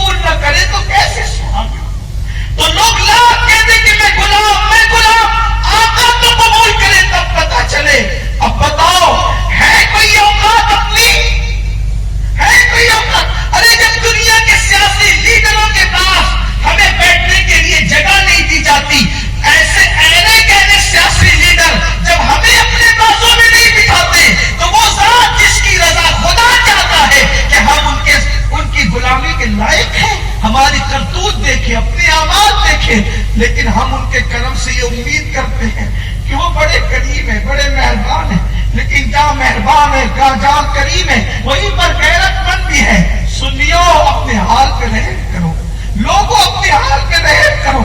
اگر دنیا کے امتحان میں 1000 مرتبہ تم ناکام ہو جاؤ تو 1000 بار تمہیں کامیابی کے لیے پھر امتحان دینے کا موقع ملے گا، لیکن قبر کے امتحان میں 1 مرتبہ ناکام ہو گئے اور حضور چہرہ پھیر کر چلے گئے تو پھر دوبارہ موقع نہیں ملنے والا۔ اس دنیا میں پہلی اور آخری بار آئے ہو، اپنی جوانی کا غلط استعمال نہ کرو، اپنی جوانی کا مس یوز نہ کرو، اپنی دولت کا مس یوز نہ کرو۔ یہ دنیا ہے، دنیا شیطان تمہیں اپنے مکر میں پھنسا رہا ہے، شیطان کے مکر کا شکار نہیں ہونا۔ مجھے بتاؤ تو صحیح، اللہ اکبر، کیا صدیق اکبر نے اپنے گھر کی کسی شادی میں کبھی ڈھول بجوایا؟ مولا کائنات کے گھر کی شادی میں کبھی خرافات معاذ اللہ ہوئے؟ اللہ اکبر، وہاں کی شادیاں تو اتنی خوبصورت تھی کہ اللہ کہ دامن نچوڑ دے تو فرشتے وضو کرے، لیکن اللہ اکبر میری قوم کو کیا ہو گیا؟ تو قرآن مقدس کی آیت دوسری پڑھی جاتی ہے، شادی سے پہلے بھی اللہ سے ڈرتے رہنا، شادی کرتے وقت بھی اللہ سے ڈرنا، خرافات نہیں کرنا، مشرکوں کی رسومات ادا نہیں کرنا۔ لوگ زیادہ سے زیادہ اتنے ہی بولیں گے نا، ارے یہ کیسی شادی ہے، اس میں ناچ گانا نہیں، لوگوں کو کہنے دو۔ لوگوں کا خیال نہیں کرنا، اللہ کا خیال کرنا، اللہ کے رسول کا خیال کرنا۔ اور اب گفتگو کا تیسرا رخ، شادی کے بعد بھی اللہ سے ڈرتے رہے۔ اب شادی کے بعد اللہ سے ڈرنے کا مطلب کیا؟ جس کو بیوی بنا کر لائے ہو اس کے حقوق ادا کرو، اور بیویاں جس کو شوہر مان چکی ہے اس کے حقوق ادا کریں۔ اللہ سے ڈرتے رہو شادی کے بعد بھی۔ بیوی کے حق کیا ہے؟ مختصراً، چونکہ شادی کا موقع ہے، جو تم کھاؤ وہی کھانا اپنی بیوی کو کھلاؤ، جس قیمت کا لباس تم پہنو اسی قیمت کا لباس اپنی بیوی کو پہناؤ۔ خود تو 4000 کی جینس خرید کے لاتے ہو اور 500 روپے بیوی کو دے دیتے کہ جاؤ تم کپڑا خرید کے لاؤ۔ یہ بیویوں کی حق تلفی ہے۔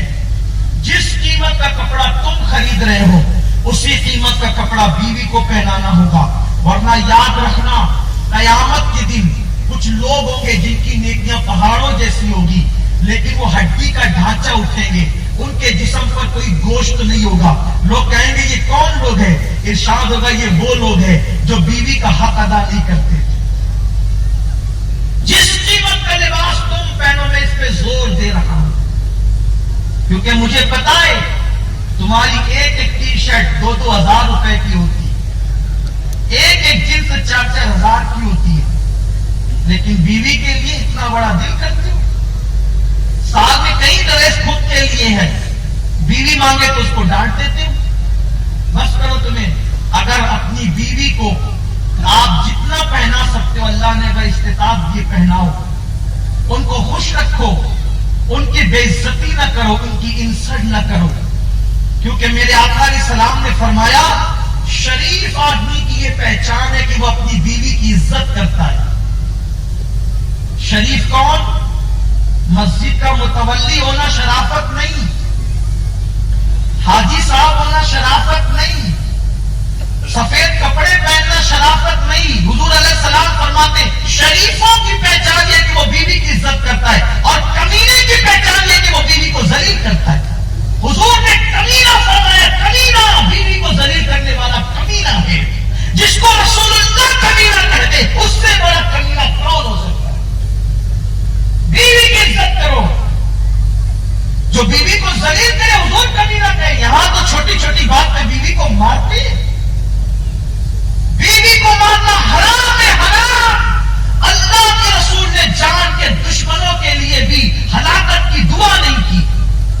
جنہوں نے حضور کے دندان شہید کیے حضور نے ان کے لیے بھی ہلاکت کی دعا نہیں کی، لیکن جس نے بیوی کو مارا حضور نے اس کی ہلاکت کی دعا کی۔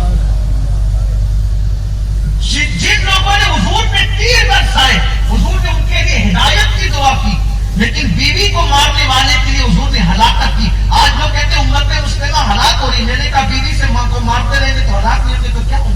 حضور نے ہلاکت کی دعا کی۔ حضور علیہ السلام نے اللہ تک کی دعا کی. آقا علیہ السلام فرماتے تم میں سب سے اچھا انسان وہ ہے جو اپنی بیوی کے ساتھ اچھا سلوک کرتا ہے. ہاتھ میں تسبیح لے کر گھماتے رہو اور بیوی پہ ظلم کرتے رہو. میں عبادتوں کا مخالف نہیں ہوں الحمدللہ، بلکہ فضائل اعمال پر میری تقریریں آپ کو مل سکتی ہے، لیکن بیوی پہ ظلم. بلکہ آج کل تو حال یہ اگر بیوی کم جہیز لائی ہے تو پورا گھر مل کر اس کو ٹارچر کرتا ہے، اور پھر قوم کی بیٹیاں دریا میں ڈوب کر جان دینے تک کے لیے مجبور ہو رہی ہیں. حالانکہ جو بیٹیاں ڈوب رہی ہے وہ بھی اچھا نہیں کر رہی ہے، ہم اس کی تائید نہیں کرتے، لیکن یہ ضرور ہے کہ بیوی اگر زیادہ جہیز نہ لائی تو تم ٹارچر کرو گے. میں تو کہتا ہوں بچوں کی شادی کرنے نکلے ہو یا بچوں کو بیچنے نکلے ہو، جہیز کا سسٹم ختم کرو. اسلام میں جہیز کا کوئی سسٹم نہیں ہے. آج خوبصورت بیٹیاں، جوان بیٹیاں گھروں میں بیٹھی ہوئی ہیں اور ان کی شادیوں کے لیے کوئی انتظام نہیں ہو رہا ہے کیونکہ ان کے ماں باپ کے پاس بھیک میں جہیز دینے کے لیے پیسے نہیں ہیں. لوگ کہتے ہیں جہیز دینا تو سنت ہے، جہیز دینا تو سنت ہے. میں یہاں پر بڑی معذرت کے ساتھ، آپ مجھے گالی دے دیں یا مجھ پہ کوئی فتویٰ لگا دیں، میں سر تسلیم خم کرتا ہوں، لیکن اتنا ضرور کہتا ہوں کہ میرا اپنا خیال یہ ہے، حالانکہ میرے خیال کی کوئی حیثیت نہیں ہے، میرا اپنا خیال یہ ہے کہ نہ جہیز دینا سنت ہے نہ جہیز لینا سنت.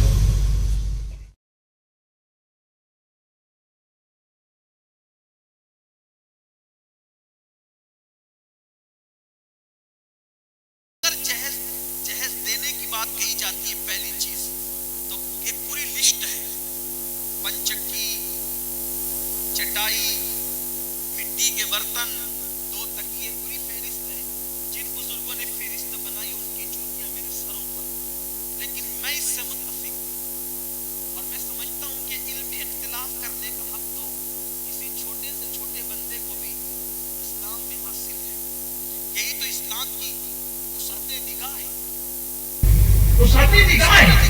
لیکن آپ کی عدالت میں ایک مقدمہ رکھنا چاہتا ہوں. علماء موجود ہیں، بڑے بڑے علماء موجود ہیں، اگر بات سمجھ میں آتی تو تائید کرنا، ورنہ میں یہی اپنی بات سے رجوع کروں گا.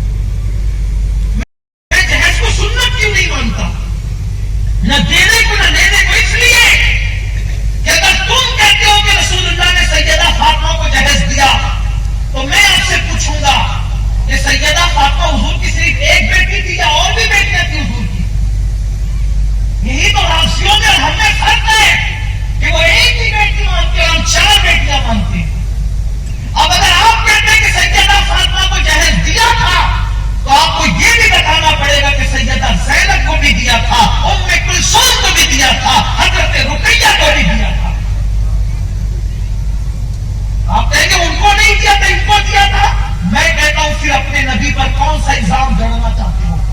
سنو، میرے آقا نے فرمایا اگر ایک کھجور ایک عورت کو دی سیدہ عائشہ نے، اس عورت کے ساتھ 2 بیٹیاں تھی، اس کھجور کے اس نے برابر ٹکڑے کیے اور دونوں بیٹیوں کو دیا. یہ منظر دیکھا تو اماں عائشہ نے یہ بات میرے آقا سے بیان فرمائی کہ یا رسول اللہ، ایک غریب عورت آئی تھی، میں نے اس کو کھجور دی، اس نے 2 ٹکڑے کر کے دونوں بیٹیوں کو برابر دیا. آقا نے فرمایا اس نے صحیح کیا عائشہ، اگر وہ دونوں کو برابر نہ دیتی اور کھجور کم زیادہ دیتی تو قیامت کے دن اللہ کی بارگاہ میں اس کی پکڑ ہوتی کہ اس نے ایک کھجور کے برابر ٹکڑے دونوں کو کیوں نہیں دیے، کم زیادہ کیوں دیے. اب آپ مجھے بتاؤ، بھیک میں ملنے والی کھجور کے بارے میں حضور فرمائے کہ اگر وہ برابر نہ بانٹتی، تھوڑی اور زیادہ کر دیتی تو اللہ اس سے سوال پوچھتا. جب حضور علیہ السلام دوسروں کی بیٹیوں کے بارے میں یہ انصاف کھجور کے بارے میں بتا رہے ہو تو حضور اپنی بیٹیوں کے درمیان کتنا انصاف کرتے ہوں گے. اللہ اکبر. تو سیدہ عائشہ فاطمہ الزہرا کو جہیز دیا، یہ ایک مفروضہ ہے، غلط فہمی ہے. دراصل بات یہ ہے جسے سمجھنے کی ضرورت ہے. وہ جو فہرست ہے نا وہ صحیح ہے، وہ جو فہرست ہے نا چٹائی، چٹھی، یہ وہ جو سب وہ صحیح ہے، لیکن بات اتنی ہے کہ وہ جہیز نہیں ہے سیدہ فاطمہ الزہرا کا.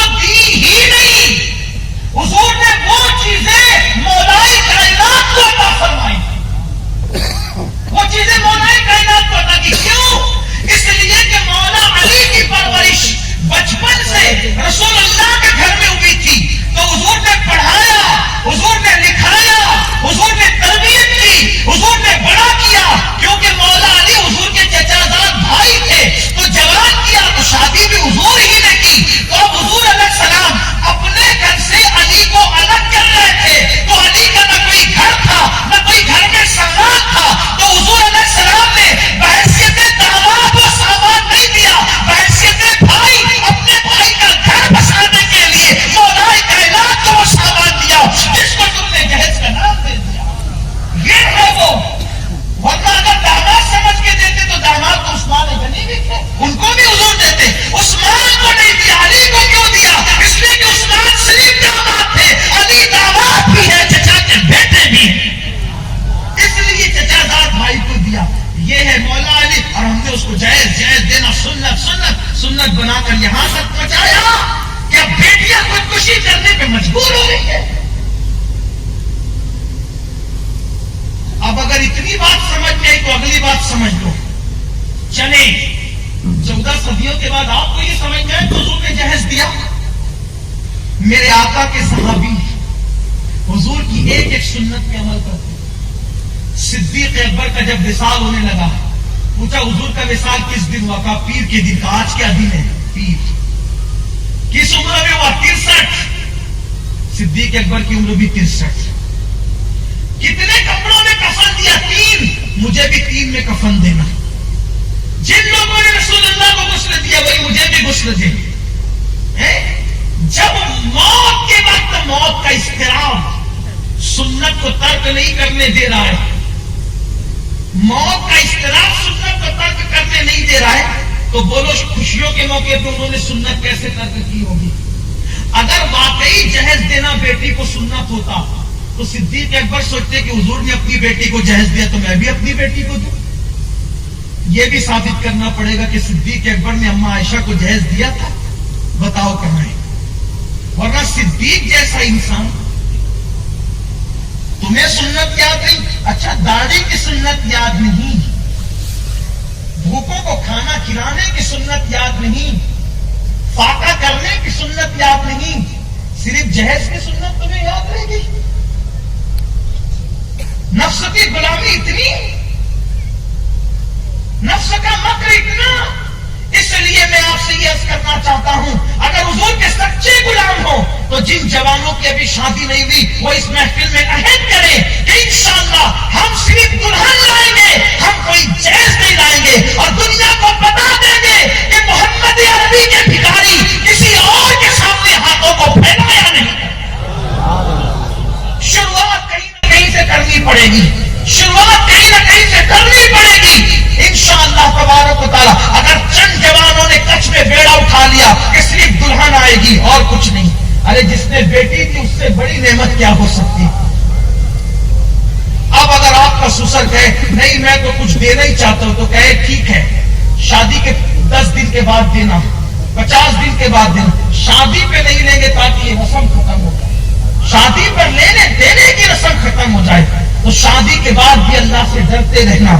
اپنی گفتگو سمیٹ رہا تھا لیکن بات نکل آئی، تو بیوی پہ ظلم مت کرو۔ اچھا اگر وہ کوئی غلطی کر جائے، کوئی غلطی کر جائے اس کو نبھاؤ، کیونکہ اللہ نے عورت کو ٹیڑھی پسلی سے بنایا۔ کس کی بھی بیوی ہو، پیر صاحب کی بیوی ہو، سید صاحب کی بیوی ہو، مقرر صاحب کی بیوی ہو، مولانا صاحب کی بیوی ہو، ولی صاحب کی بیوی ہو، سب ٹیڑھی پسلی سے بنی ہے۔ اس میں اس کا قصور نہیں ہے، پسلی اپنی ہی ٹیڑھی ہے، کیونکہ اللہ نے ہماری پسلی سے اس کو بنایا اور الٹے طرف کی پسلی سے بنایا۔ بات اب ختم کرنے لگا، دل کے کانوں سے سن لیں۔ میاں بیوی کی محبت میں اللہ پیار پیدا کرے، ایسا پیار جیسے سیدہ فاطمہ اور مولا علی کے درمیان تھا۔ ہاں اللہ نے بائیں پسلی سے، بائیں طرف کی پسلی سے، اللہ کو ہر طرف دایاں پسند ہے، عورت کو بنایا تو بائیں سے۔ کیوں؟ اس لیے کہ بائیں طرف دل ہے، اور اللہ نے دل کے قریب کی پسلی سے عورت کو بنایا اور بتایا نہ عورت سر کا تاج ہے نہ عورت پیر کی جوتی ہے، یہ دل کے قریب سے پیدا کی گئی ہے، یہ دل میں رکھنے کی شے ہے۔ اس سے پیار کرو، اس سے محبت کرو، نفرت نہ کرو۔ ہاں کبھی کبھی وہ تم پہ ظلم کرے گی، منہ چلائے گی، اگر آپ اس پہ صبر کرتے ہیں تو کیا ہوگا؟ میرے آقا فرماتے ہیں جو مرد اپنی بیوی کی زبان درازی پہ صبر کر جائے اللہ اسے صبر ایوب کا ثواب عطا فرمائے، اور جو بیوی اپنے شوہر کے ظلم پہ صبر کرے اللہ اسے آسیہ اور مریم کے صبر کا ثواب عطا فرمائے۔ آئیے بات ختم کرتے کرتے ایک بات بہت خوبصورت آپ کو بتاؤں، شادی کا موقع ہے، بیوی مقدر کی چیز، جنت میں جوڑے بنے، جس کی قسمت میں جو لکھ دی گئی لکھ دی گئی۔ بہت خوش نصیب ہے وہ شوہر جن کو نیک بیوی ملتی ہے۔ نیک بیوی کا مطلب جب گھر میں آؤ دل ٹھنڈا کر کے، دل خوش کر کے۔ میری مائیں اور بہنیں بھی سن رہی ہے، ان سے بھی کہتا ہوں دن بھر اچھی رہے گی، شوہر کے آنے کا ٹائم ہوگا چہرہ اتر جائے گا، بال بکھر جائیں گے، ایسے جیسے کئی دنوں کی بیمار، شوہر کا ٹینشن بڑھانے والی۔ یاد رکھنا روایتوں میں آتا ہے جو جھوٹ موٹ کا بیمار پڑے اللہ اسے ایسی بیماری دے گا کہ کبھی شفا نہیں ہوگی۔ اس لیے عورتوں کو کہتا ہوں جھوٹ موٹ کی بیمار نہیں پڑنا۔ دوسری بات، شوہر آئے اس کا استقبال کر کے اس کا دل خوش کر دو۔ آقا فرماتے جو گھر میں شوہر کے آتے وقت ایسی بد صبر کر کے شوہر کا دل خوش کر دے کہ شوہر دروازے پہ رہے اور اس کا دل خوش ہو جائے اللہ اسی وقت اس عورت کو جنتی بنا دیتا ہے۔ جنتی عورت کو دیکھ رہے تو اس عورت کو دیکھو جس سے اس کا شوہر خوش ہے۔ اس لیے اپنی بہنوں سے کہتا ہوں شوہر سے منہ نہیں چلانا۔ حدیث پاک میں آتا ہے ان عورتوں کو اللہ جہنم میں کتے کا منہ بنا کر داخل فرمائے گا جو اپنے شوہر سے منہ چلاتی تھی۔ اس لیے شوہر سے منہ نہیں چلانا، فرما برداری کرنا۔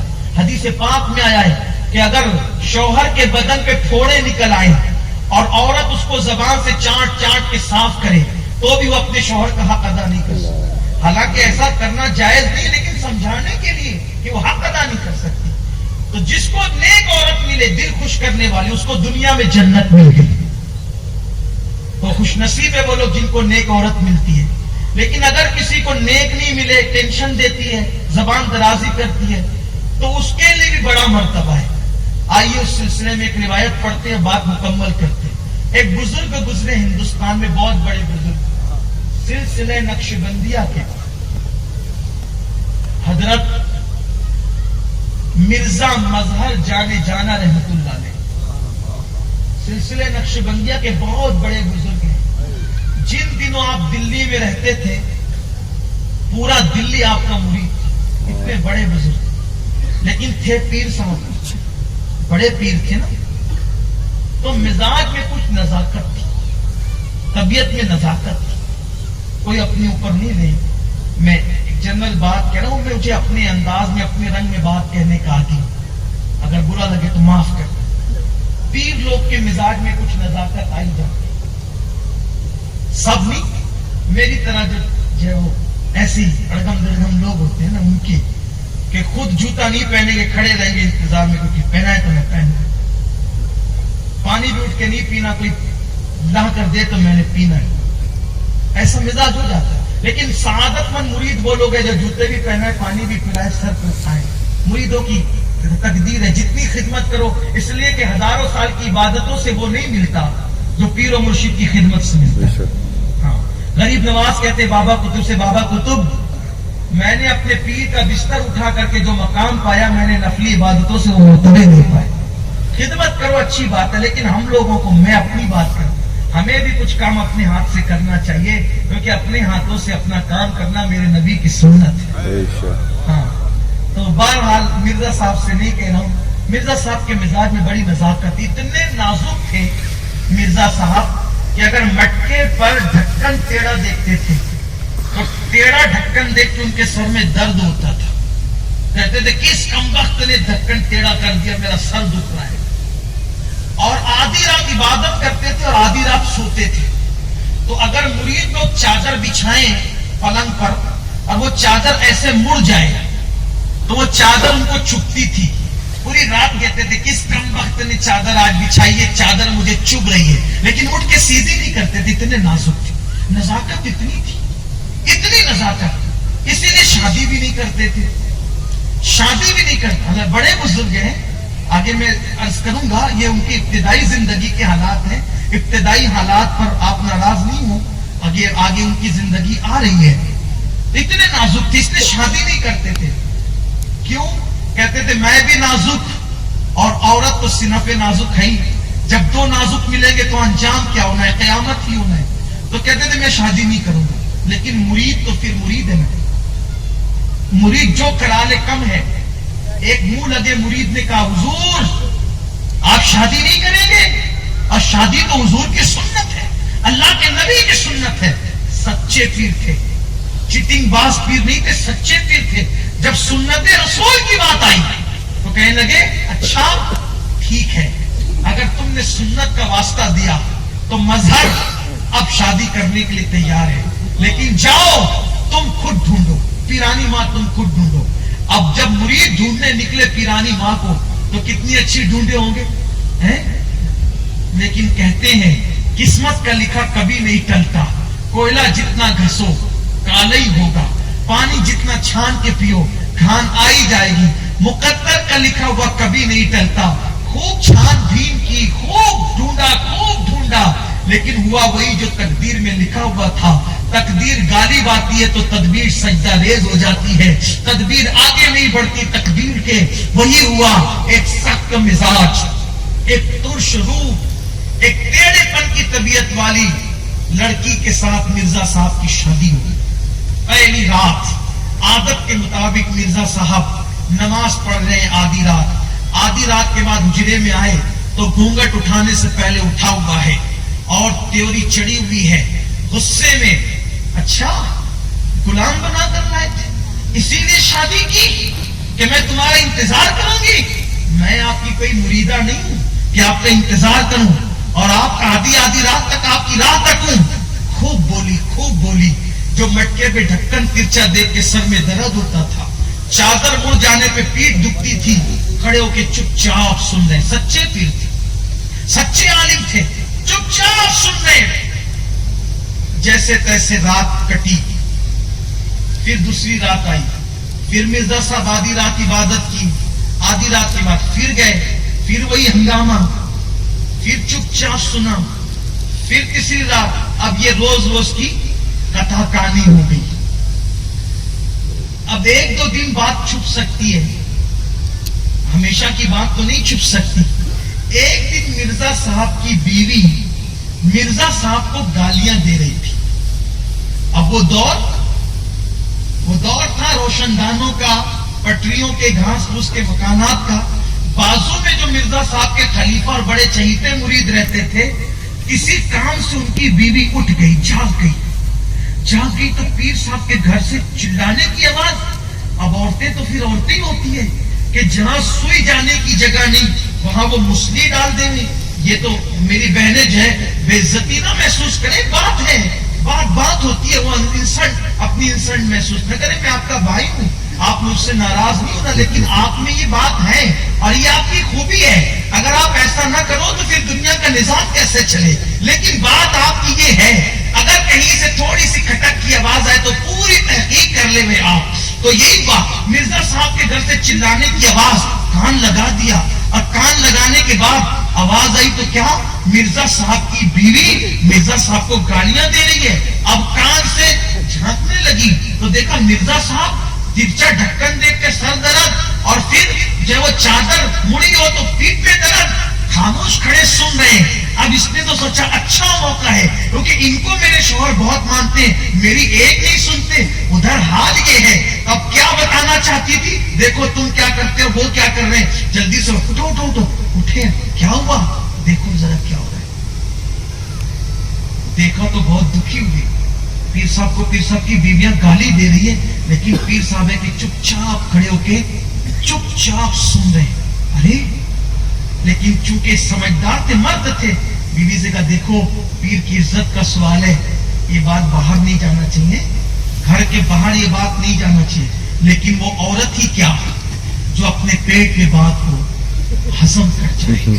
واللہ بڑی غذائیں، نمک مرچ والی غذائیں ہضم ہو جائیں، لیکن ایک چھوٹی سی بات عورتیں ہضم نہیں کر سکتی. صبح کا انتظار، صبح ہوئی، سہیلی سے ملاقات ہوئی. ارے کچھ سنی کیا؟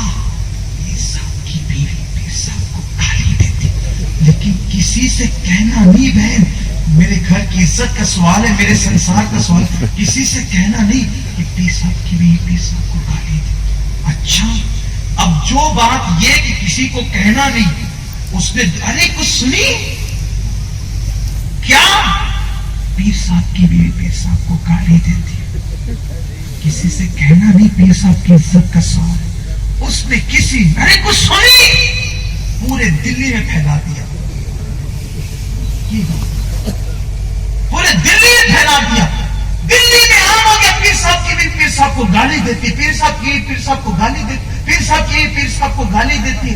سارے مرید جو بڑے ذمہ دار خلفاء تھے, یہ معاملہ ختم کرو, بہت ہو گیا بے عزتی.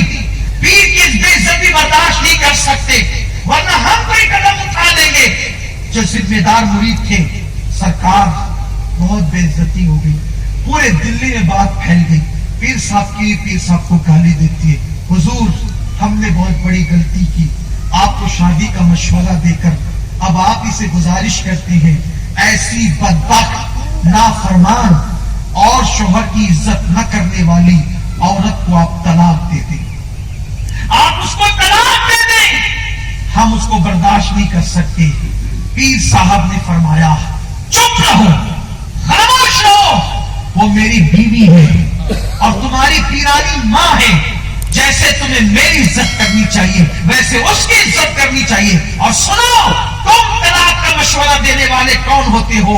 میں اپنی مہربان بیوی کو کبھی طلاق نہیں دے سکتا, میں اپنی مہربان بیوی کو کبھی طلاق نہیں دے سکتا.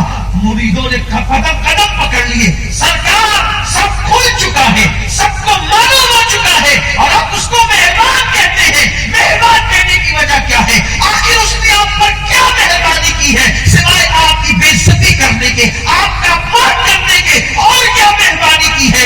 اس وقت مرزا صاحب نے فرمایا میرے مریدوں سن لو, اس کی مہربانی مجھ پر کیا ہے؟ اس کی مہربانی یہ ہے کہ آدھی آدھی رات میں نے عبادت کی, نفل پڑھے, قرآن کی تلاوت کی, ورد و وظائف کیے, ریاضت و مجاہدے کیے, لیکن ریاضت و مجاہدوں سے مجھے وہ مقام اور مرتبہ نہیں ملا. لیکن جب وہ گالیاں دیتی ہے تو اس کی گالیوں پہ میں نے صبر کیا, اس صبر کی برکت سے اللہ نے مجھے قطبیت کا مقام عطا فرما دیا.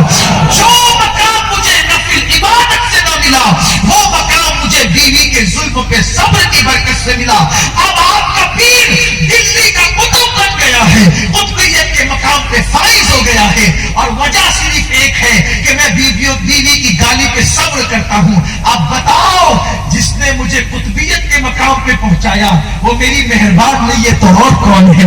وہ میری محسنہ نہیں ہے تو اور کون ہے؟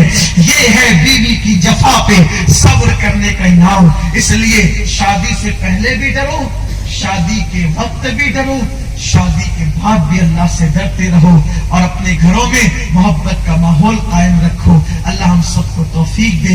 گفتگو کے درمیان کوئی غلطی ہو تو اللہ معاف فرمائے. وما علینا الا البلاغ. السلام علیکم ورحمۃ اللہ وبرکاتہ.